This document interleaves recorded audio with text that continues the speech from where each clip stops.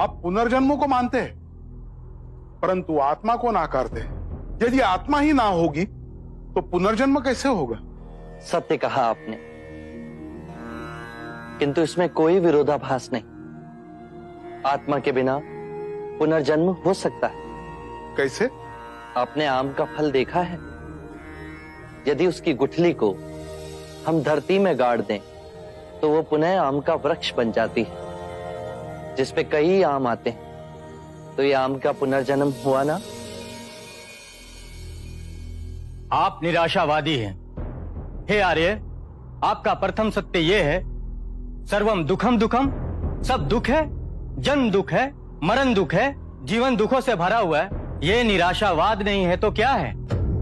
सत्य कहा आपने, किंतु प्रथम आर्यक सत्य के पश्चात मैंने दूसरे आर्यक सत्य में कहा दुख का अंत है। दुख के अंत की बात करने के लिए मैंने दुख की प्रथम बात की। जो मार्ग दुख कैसे दूर किया जाए उसके बारे में बताता हूं। वो मार्ग निराशावादी कैसे हो सकता है?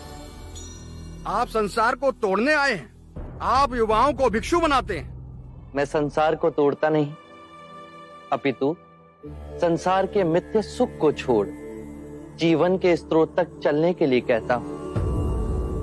इस पथ पर चलने के लिए बहुत शक्ति चाहिए। इस पर केवल महावीर ही चल सकते हैं। इस अथाह संसार में हाथ में भिक्षा पात्र लिए हर क्षण में स्वयं को केंद्रित करना नग्न तलवार की तेज धार पर चलने के समान।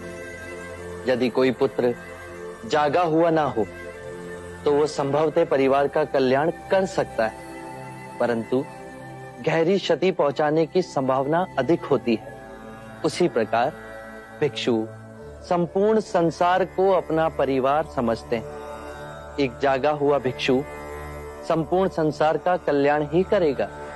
ये सत्य है। आपने दिखाए अहिंसा के मार्ग पे चल सैनिक रक्षा करने की जगह सन्यासी बन गया है। न्याय करना चाहते हैं पर वो दोषी बन जाते हैं।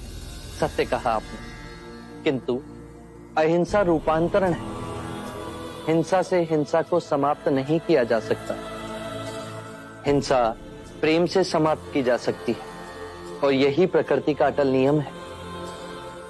हर मनुष्य को मृत्यु से भय लगता है और यही भाव आप सबके अंतर में देखेंगे तो हिंसा का परित्याग स्वयं ही आपके अंतर से हो जाएगा।